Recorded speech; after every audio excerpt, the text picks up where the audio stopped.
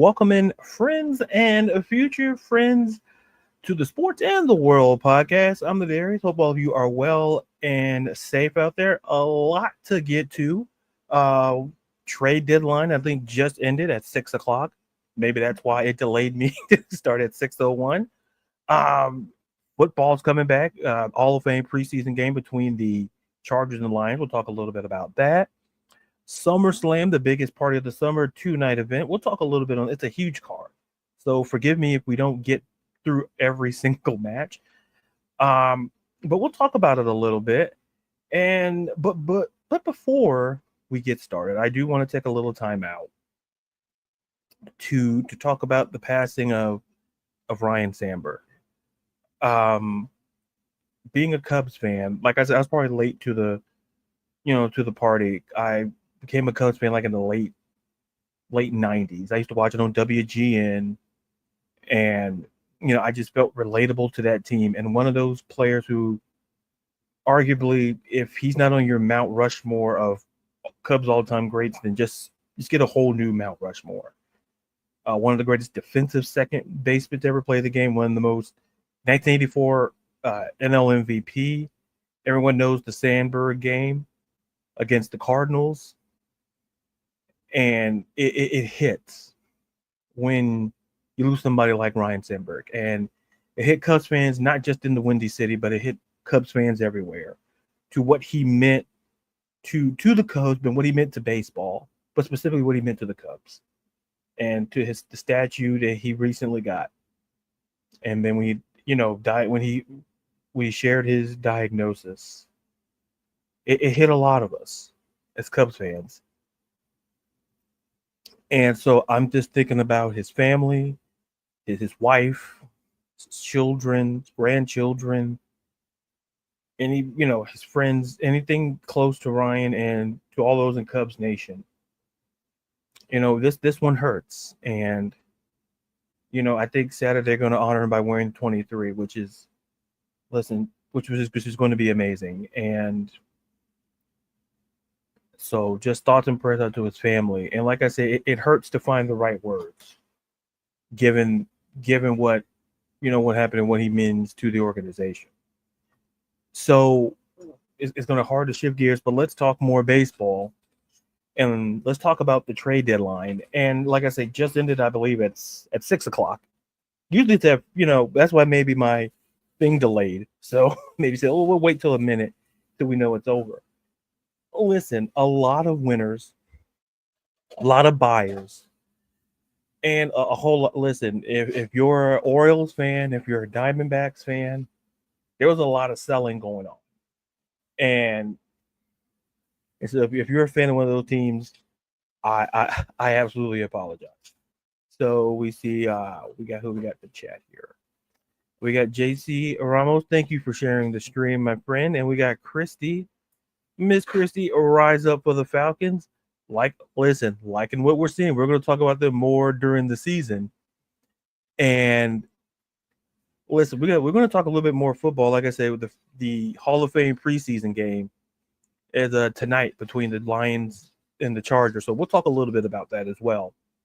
So we'll try to get you out of here to enjoy it. Now sticking on the trade deadline, listen, when you're looking at certain teams, like it's hard to ignore the job that the Seattle Mariners did and how they basically kind of bolstered their offense, adding, Josh Naylor and then adding Eugenio Suarez. Like, if you look at their lineup now, like pull up their lineup. Like, Cal Raleigh's already in there, Randy Arozarena.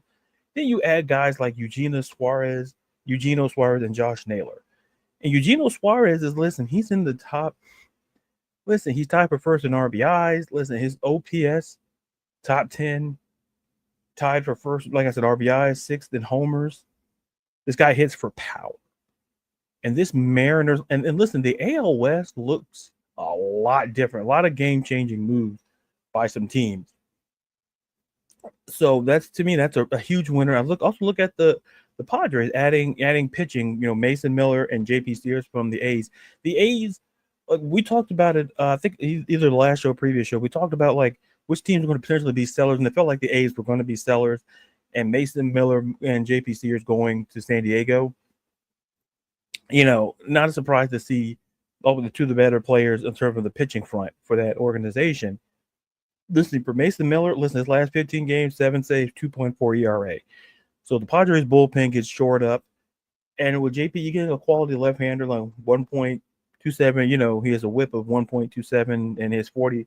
He has 97 strikeouts. So there's something there for Padres fans. But listen, when you look at the Phillies, adding Johan Duran and adding a bat in Harrison Bader.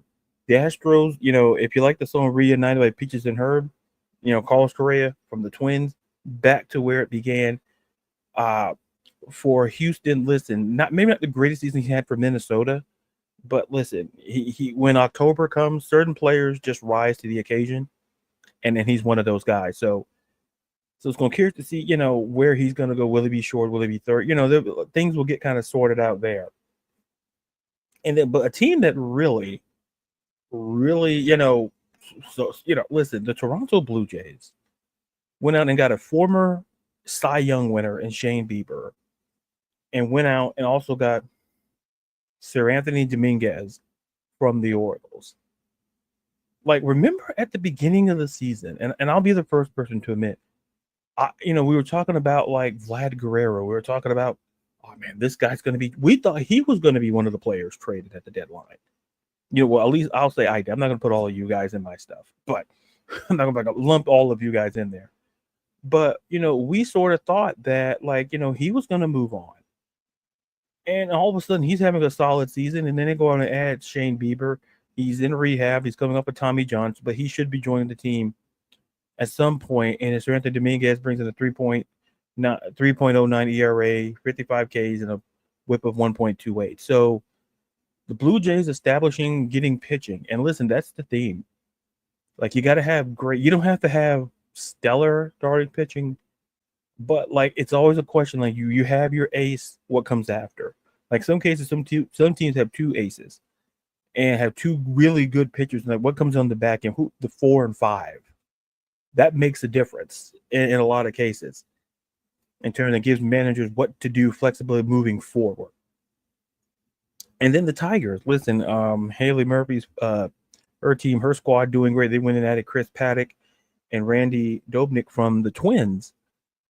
And Chris Paddock, solid starter. The ERA probably a little hot on the high end, but injuries there. He comes in a rotation with Skubal and Job, and they need help. And they needed and she talked about that on the show when she's on the show recently. That adding some pitching, and they did. And so once again, we'll see how that kind of progresses and works out. The Mets stood on business and added multiple relievers.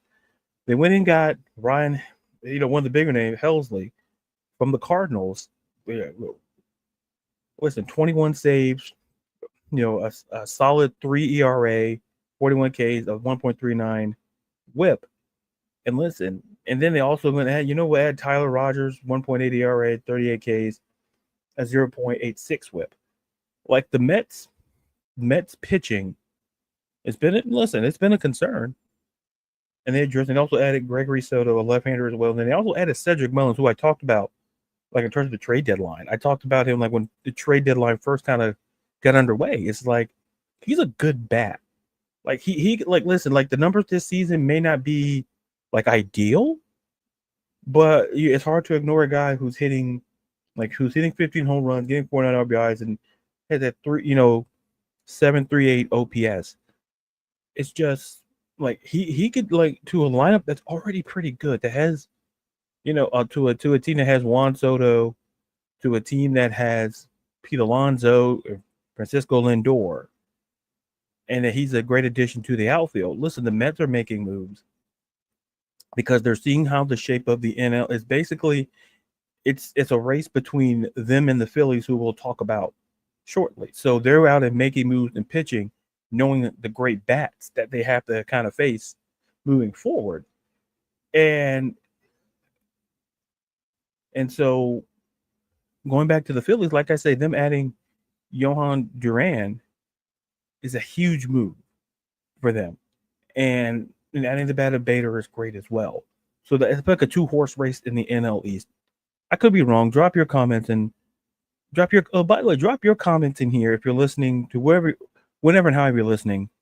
Who do you think won the trade deadline? Who are your winners and losers? Because listen, if you're a Mariners fan right now, I'd argue if you're a Mets fan or a Blue Jays fan, like for example, you're pretty happy with what you came away with the trade deadline. I feel you came away with, like, not saying every, just some examples, but who do you think were the winners and losers of the MLB trade deadline? And then kind of continuing on, like the Yankees went out and added a bat in third base with Ryan McMahon from the Colorado Rockies. And listen, 223, hit 16 homers, 728 OPS. They needed a bat. So they needed a solid bat. So, and then they added also the infielder from the Reds as well. So, they're doing great and they're making great moves. So in that regard, so to kind of put a button on it, listen, the Cubs, adding Soraka and listen, if they had any okay, listen, I put out a tweet saying that, man, we could have got Sandy Alcantara, Edward Cabrera, because it felt like Paul Skeens, the price was high, and the Yankees were willing to give up their top prospect. But I think the Pirates have a plan because he's under. It's not like he's in a position where they have team control, I believe, if I'm not mistaken. So, but the names who didn't move, and it was like Sandy Alcantara didn't move, Edward Cabrera didn't move, Paul Skeens didn't move. There was a lot of pitching that didn't move. So that's why you kind of saw these moves by these teams in that regard. So once again, let me know who you think the winners and the losers are in the MLB trade deadline. And listen, who do you like moving forward? Because listen, that NL West got a lot more interesting. And I'd argue the NL East kind of feels like a two-team race between the Phillies. Between the Phillies and the Mets. So, like I said, I'm just shocked. Like I say, I'm the Cubs fan, biased. I'm like, man, I just want to call Contreras. I want to, some things you want selfishly. But kind of shifting here, speaking selfishly, friends and future friends, football is back. NFL Hall of Fame preseason game as the Los Angeles Chargers square off against the Detroit Lions. Now, the more notable thing out of this is that we know where Trey Lance ended up. Because when they said, well, Trey Lance is starting, I had no idea where Trey Lance was. It's one of those things. I don't know if you guys ever happened to you. It's just like where you find out, what happened in the offseason, players that where do they land? Because there's the bigger names, and then there are other names that kind of fade away that doesn't get talked about. And so that doesn't get talked about. So it's one of those things where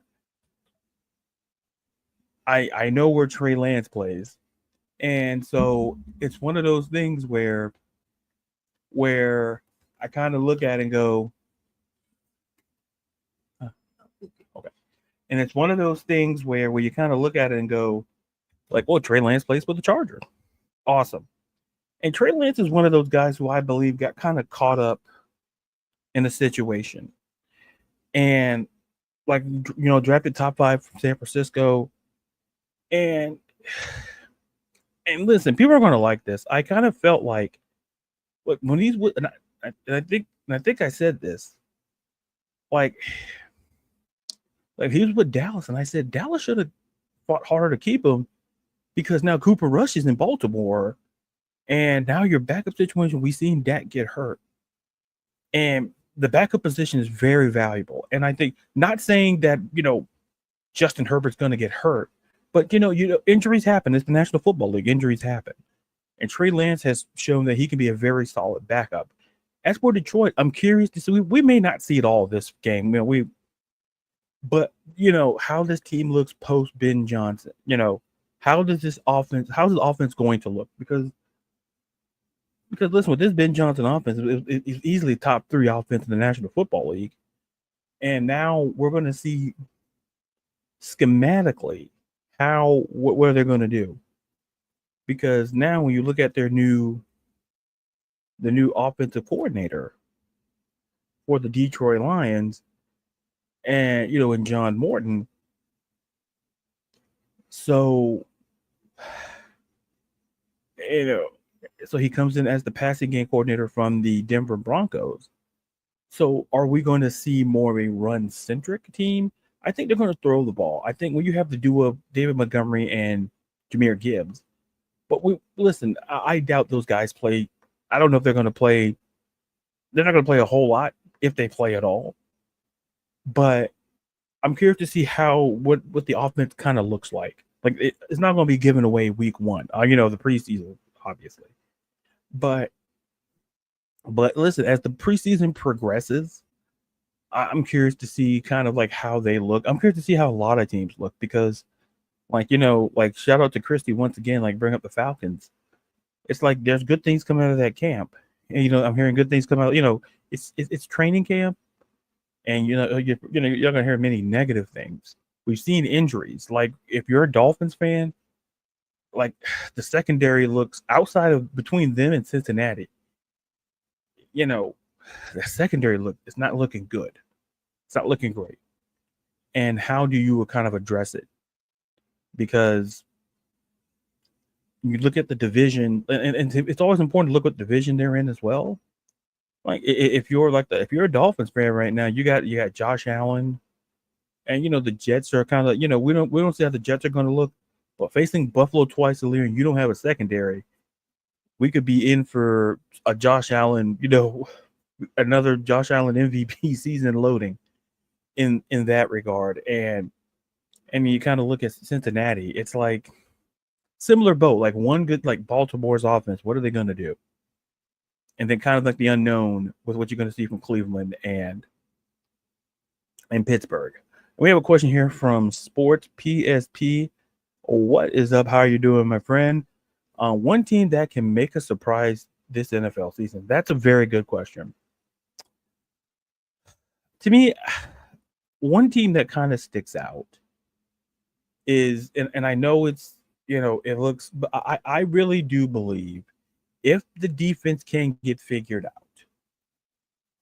I think like the Jacksonville Jaguars are very intriguing to me, given the moves that they made. Especially drafting a Travis Hunter, with, and you got Brian Thomas Jr., you got Travis Etienne, and Liam Cohn, and the job that he did in his one season with Tampa Bay with Baker Mayfield. I'm very curious about that. And listen, they're in a division. Like I said, it all comes down to people to understand what division are you in. Like people are like, oh, it sounds super obvious, but people want to say, oh, they're gonna go this. When people do record predictions, it's like don't oversell and don't undershort the division. When I look at this AFC South, like listen, the Texans, listen, unfortunately Joe Mixon goes down. That's why they got Nick Chubb, which I think is one of the moves that is not being talked about enough, not just from their standpoint, but from a fantasy standpoint as well. I think there's great value in getting Nick Chubb. Hope we get some fantasy football analysts on here throughout the season as well. Now, but I like Jacksonville. So if I had to go NFC, that one becomes a little bit tougher. Like I really hate to say this, but if Carolina can don't listen if you're a Falcons fan, turn off your headphones. Just turn them off. If Carolina looks sneaky good, especially what we saw at the end of last season, and they want to get Tetra McMillan, for Bryce Young, and we saw that Dave Cannell's a first year offensive coordinator, first year head coach. Like I'm not sleeping on Carolina whatsoever. Because in fact, Dave Cannell was who Liam Coleman, I think, who I believe Liam Coleman replaced. So Dave Hill entering his second season, I think we kind of saw like when he benched like Bryce Young, people thought, oh, it's a punishment. No, I just think Bryce Young, and this is what happened to a lot of these young quarterbacks, and Christy's going laughing. Because listen, I don't want to listen, I have to be objective as possible. Like Carolina is a team that, like I said, going back to how they treated Bryce Young, and could not stress enough how they emphasized the importance of, maybe he doesn't know the system. Like we got to think about it. Bryce Young learning a new system. He was drafted. With the whole Matt Rule, that didn't work out so great. Like having a veteran guy like Andy Dalton was beneficial. Hey, sit him down. Maybe this man, maybe he doesn't know the system. Maybe he's not a bust. Because I like people like to throw around the word like bust, and I don't think Bryce is at bust level. I just believe he just didn't know the system. Back to back, and sitting him down, and now in his second year learning the system fully. Like, listen, for Carolina, the defense, the defense could be better. Like, to me, it hinges on two things: the development of Bryce Young and how this defense is progressing. Because that, to me, is going to make a huge difference. Because when I look at Carolina, and it's curious to me to see how they look from the defensive standpoint, because they bring in Elvis El Giro from, I believe, was it? No, I forgot who is the defensive coordinator of the Carolina Panthers. Now I got to think, because I don't want to listen. People like, oh, you're doing it on purpose because you're a Falcons fan. Maybe I am. Maybe I'm the mole after all. But no, when you kind of look at defensively, Elvis Ilger and the experience he brings, listen, and they got Dom Capers, who former, I believe, former Panthers head coach. Like, you got experience on that defensive side of the ball. And they got Jim Caldwell. There's a senior coaching advisor, I believe. Like, I'm not sleeping on the Carolina Panthers yet. And it begrudgingly, all I'll tell you is this. All that I'm sure of is this. Is that the New Orleans Saints will finish last. And I think, and Christy jumping in saying, I agree. I think Carolina and the Aints will continue to play their most intense games against us. The NFC South teams will not be the same as expected across the NFL. That's a great point. Because, listen, we joke about, like, the Saints don't have a quarterback. Like, they might throw out Tyler Shugg, Spencer Rattler. Like, basically, someone who would play. It's basically, they have a guy who looks like Patrick, looks like Joey Lawrence playing Patrick Mahomes in a TV movie. Listen, and then you got Tyler Shugg, like, people like, well, who's that guy? Like, it's easy to kind of look at the situation and overlook, like, for New Orleans. But listen, it's very clear that Kellen Moore has his work cut out for him. And especially, defensively, he definitely has his work cut out for him. Offensively, listen, he still has Chris Olave, like Juwan Johnson. Like, they're not terrible, but it's and to Christy's point, it's one of these divisions, and I could argue every division has it. It's just like rivalries and divisional matchups just bring out the most and the best. I don't care if you're 1-10 and they're facing a team that's 9-2, 8-2, whatever, however, or 9 whatever, however. Like, that 1-10 team is going to show up and play if it's a divisional game. And I think that's what happened to Atlanta. We slept on the Carolina Panthers because of their record, but we forgot, like, they're pretty good, and you can't, especially in divisional matchups, like, you face each other twice a year. You should have a grasp of how it is. But the NFC South in particular, it's It's like this. We beat the division winner twice and still lost the division. That's how forwardly backwards this division is. Is that how do you lose a division to the division winner? How do you beat the division winner twice and still lose? Well, it's easy. We lost to the Saints and we lost to the Panthers. Had we won, more specifically, had we won the final game of the season against the Panthers, we're having a different conversation. We're having a different conversation. But unfortunately, that's why when you play your division, you can't sleep. It's just like before, like the conference realignment, like the SEC was so stacked. Even Vanderbilt could have gave you a good game, and probably can now. But back in the teams at the bottom of your conference, they're going to compete rivalries. They're going to compete. It may not feel like in most seasons, but rivalries will bring out the best in one another. Like the Red Sox, Yankees. You look at Bears, Pack. You look at across sports. It brings out the best, and it should bring out the best. And I think that's something to talk about. And then Christy makes another good point. The Panthers maximize on our weakness, like our quarterback situation and defense. Yes, and specifically the defense, because it just felt like the defense just had it can be told in a 3-part series where oh man, at the beginning of the year this defense was terrible. All of a sudden, kind of found the groove for a couple of games, and then that Panthers game, it just absolutely collapsed, and it just didn't look good. And then the quarterback situation. Listen, that's why I say when Michael Penix comes in, when he came in, you saw flashes of how great he can be.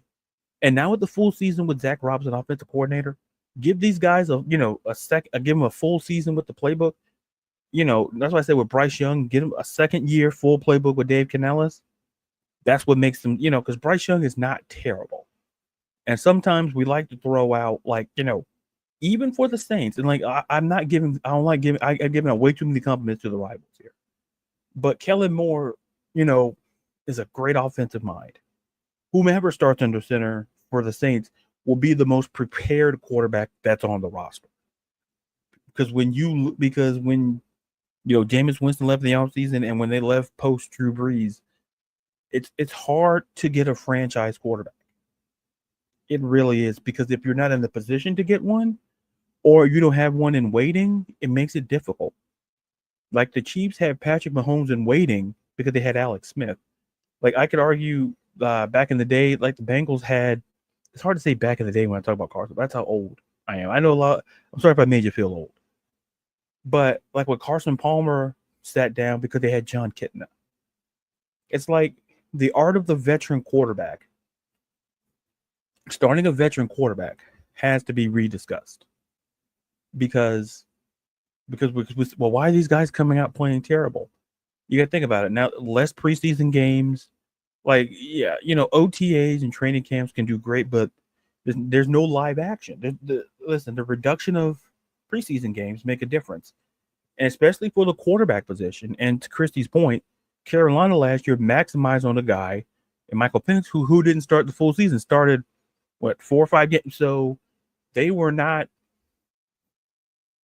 So it was a situation where, listen, Carolina, their defense, they came after, and they played hard, and they took care of business in our building, which we should have took personally. That's a different story. But like I say, enjoy the preseason game that you're going to see between the Chargers and the Lions. A lot of great storylines, and like I said, we're going to talk more football as football is here. Want to bring on some amazing people. So if you want to come on, listen, drop your comments. One week I'll probably drop a link. I don't know how it's going to work out. I'm not going to tell you when I'm going to do it. And you can come on. We'll have a discussion, couple of minutes, and then kind of rotate and kind of see how that works out. And then probably bring on guests who know way more than me to share their thoughts on the season and how they feel about other sports in general. Speaking of sports in general, sports entertainment, quick transition. SummerSlam, 2-night event SummerSlam. meaning that these 2 night events, like when you rank it, I think me and C-Dub talk.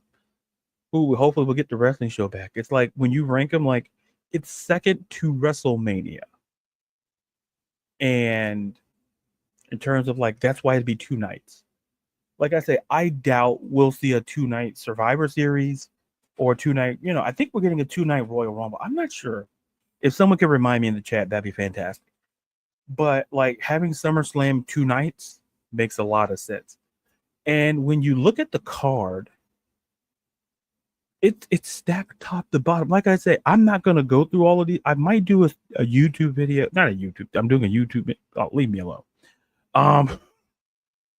Do a TikTok and share my predictions there. But like this is a very stacked card, and which is expected to be. It's not complaining, but it's supposed to be stacked, and a lot of storylines, as well as you're going to see over the weekend kind of play out. So when you kind of look at night one, you're going to have Gunther versus CM Punk. You're going to have Stratton versus Jade Cargill. Remember Jade Cargill? You're going to have, listen, if you like tag team matches, night one's for you, because you're going to also have, to me, oh man. It's going to be a great night for tag team. We'll see the Judgment Day versus Alexa Bliss and Charlotte Flair. You're going to see Roman Reigns, Jey Uso versus Braun Breaker and Bronson Reed. And then you're going to have Sami Zayn and Karrion Kross, which is a very good match. I love the fact, and I'll say this on a personal level, the fact that we're seeing Karrion Kross on SummerSlam, it shows the power of the IWC. It shows that, we know Karrion is great on the mic, and we know he's pretty, and we know he's good in the ring as well. So just shout out to Karrion Kross, and kind of sticking with that, and sticking with tag team. We got Randy Orton versus Jelly Roll versus Drew McIntyre and Logan Paul.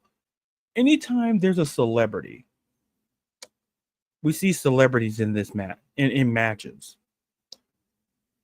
You're always looking for. I'm always looking for, like, you could tell what they put in the work or not, because WWE is not going to send any old body out there, and we kind of saw that when you go back to Backlash, when we had Bad Bunny facing Damian Priest in Puerto Rico. When you saw, like, I think was it Stephen Amell? I think he fought. Was it WrestleMania? I can't exactly remember. But and then and like we saw Travis Scott once, and you didn't see him again. He was supposed to be, but he just wasn't ready. So that lets me know when Jelly Roll is on this card, he's invested in this, and then you have to be. You can't take this stuff lightly. You really can't. We can argue the whole wrestling. We can argue that, and we can debate it. But the fact of the matter is this: it's still athletics, okay? We've seen actual athletes. We've seen football players compete in this. We've seen the likes of Gronk. We've seen Gronk. Like, I want to see Travis. I also want to see. I want to see George Kittle in the ring. That's a huge WWE fan. El Penta Miedo. Like, listen, I got that right on Joey's. He does the trivia night. I think I was one. The two people got it right. So it serves like the brain. Listen, being a wrestling fan, it goes to show you it pays off in dividends in moments. But like for Jelly Roll to be in SummerSlam, that means he's ready. I'm curious to see what he's going to do, teaming up with someone who you could argue is Mr. WrestleMania. Mr. SummerSlam.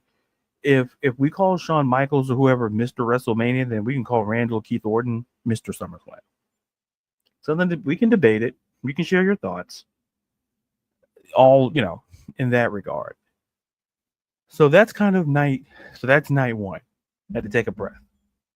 So you get to night two, and this is where it gets the main. It's going to be the main event. I could argue maybe another match, but I'm not going to get in that because it's not out of fear. Just that something you got to protect your peace.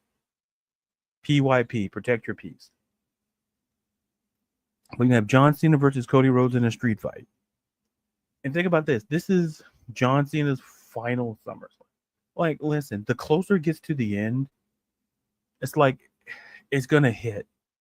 When December hits and we don't see him anymore, it's like, man, we're never gonna. So be blessed. I always say this. I say you can talk about LeBron and what he feel, but when LeBron retires, we're watching greatness go away. When Michael Jordan suited up one last time for the Washington Wizards, and when he stepped off that court one final time, that was it. So embrace greatness, and John Cena is definitely in the greatness category. Then we're going to see Becky Lynch. Listen, my lady, listen. We're back in business with Becky Lynch versus Lyra, and I'm curious. Cause listen, this match I could argue as one of the great storylines in it on this entire card. And like I said, I'll do a prediction because I have an idea where it's going to go, and I'm not going to be mad at it because it's the way I kind of expected when Becky got the belt. Then we're going to have the women's world. That's a triple threat between Naomi, the champ, Io, and Rhea Ripley. This has night of the match. Night of the match of the night potential on night 2. It really does. Because everyone in this match, former world, I believe you could say former 2-time champions at least twice. 3 of the best in the division. Storylines galore. And it's gonna be a banger of a match. Trust me. And then you get to me, if you love TLC, and I believe it's the 20th or 25th anniversary of the TLC match. If you're a wrestling fan and you're in the chat, you can please correct me. But it's the anniversary of the birth of the TLC match, and we're getting the Wyatt Six versus DIY versus the Street Profits versus Fraxium versus Motor City Machine Guns versus Andrade and Ray Phoenix in a TLC match. I'm not saying it's going to be like the Dudleys and the Hardys and Edge and Christian. I'm not going to go that route. But if we saw what we had, anything that was on SmackDown, when we had a match like this, with a ladder match, it's going to be good. A lot of spots. That's why I love multi people matches, because of the spots. Like getting your stuff in. It's always cool. Because you always see it in one-on-one matches. But like in these type of matches, everyone getting their stuff in, it's going to be fantastic. And Dominic Mysterio versus AJ Styles for the IC champ. Listen, Dirty Dominic Mysterio. Listen, this guy, and listen, I'm going to say it now. He's going to be a world champion within the next 5 years. Don't be shocked, because he just has it with the crowd. And once again, developing, getting better. He's only going to get better. So look out for that. And listen, we got Solo versus Jacob Fatu in a steel cage match for the U.S. title. Curious to see. Listen, the feud is there, the literal bloodline fighting. Literal. Nothing in the figurative sense, because we're literal people here. And so when you look at that card, so do you have a match? Listen, like and drop. You guys are just as big as part of this show. I'm just the guy sitting here, and I always love when you guys drop questions here. Like, shout out to Sports PSP, shout out to Christy. I know Christy. I want to listen. I want to go on Christy's show because she has an amazing podcast about women's sports, and I write about women's sports. So I would love to get on there and talk. Because listen, Christy's all around, knows her stuff without question. So, but before we get out of here, because I want you guys to rest up, watch some NFL preseason. Football's back. I want to shout out and to say some thank yous, because I saw a post, the fantasy football community, and I always say this, and I always, now that I have a platform, it's important how you use your platform. I always stress that out a lot.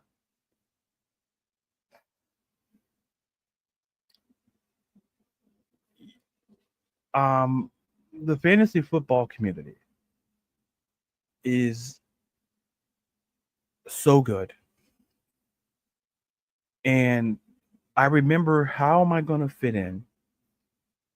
And somehow I fit in. And like I say, I know he's probably not listening. Because Joey Wright does a lot of things for the community. I think of like the FYF show. And see, Christy's listening. You see, when you throw things out there, folks, I guess I got a little pull somewhere. Christy and the Ladybirds would listen. Christy, let's set it up. I absolutely love it. And I think I said this on last week's show. Like a lot of people don't know, I've been writing for. In fact, I celebrated an anniversary. Didn't even know it. I think it was 4 years at Beyond Women's Sport. Belly Up Sports, but writing for Beyond Women's Sports. Shout out to all the opportunity. It's absolutely amazing. It ties into the gratitude.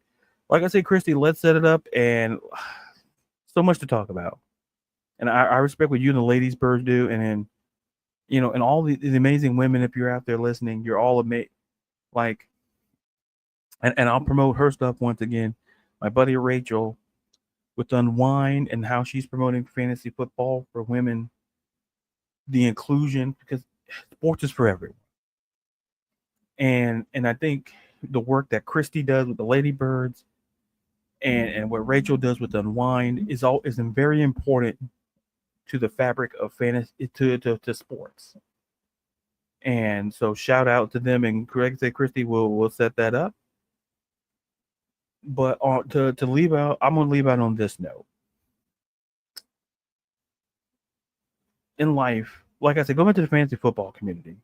And I'm sorry I couldn't tag everyone in that post, because sometimes my brain, I work off of memory, which could be really great some days and really, really bad some other days, depending on the mood of the day.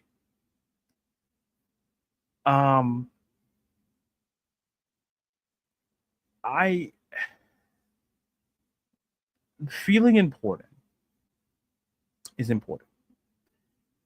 I think 9 times out of 10, people want to fit in, but feel they have to do something different to fit in.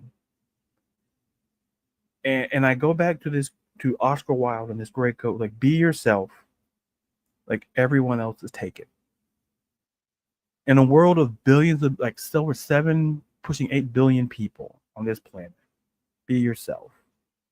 And when you be yourself, it's amazing how you'll be embraced, as opposed to being something you're not. And I would like to think, like, with the fantasy football community, they welcome me in, the men and women in there. And like I said, I shout out to all those, you guys remember that, do the FYF show, Front Yard Fantasy, with Joey, with Simon, JL, and when Jay was there. I felt that was the first time I was ever like on a podcast like that. And I felt so welcome. And I've been on there multiple times. And that's what community should be. Like, whether it's the fantasy football community, whether it's the women's sports community, any sports community, it's all about feeling welcomed. And at the end of the day, that's something I just want to make super clear. Is that always understand, and that it's like people just want to be, sometimes some people maybe, you know what I mean? I don't have to say the words. You guys are smart. You know what I'm trying to say. But I feel at the end of the day, I think that inclusion and all of that matters. As we get close to the NFL season, the NFL community, great. Fantasy football for me, I'm in multiple, like, I'm wearing a Scott Fish Bowl Godfather shirt, SBF. Yeah, I think I got this. I might have got this last year, this year, I can't remember. But I like Scott Fish Bowl. They do amazing work. I'm in the battle, the bots, the Battle of the Sexes League, the Lainey Wilson versus Jelly Roll League. The shout out to all the men and women who I'm playing against in all these multiple leagues and all of those in fantasy football in general. Thank you for welcoming me in and just allowing me to be myself. And always remember to be yourself. Everyone else is taken.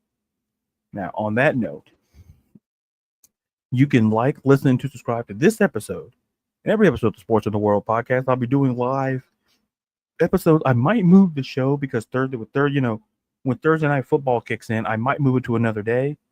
I might move it to Tuesday or Wednesday. We'll see. Give me your thoughts on that. I like to do this show weekly and bring on people that you think are interesting, that I think are interesting, and always hear from you guys in the audience. And until you see and hear me again next time, I'm Ladarius. Be real, be you, be blessed, and be safe. From all of us here from the Sports and the World podcast.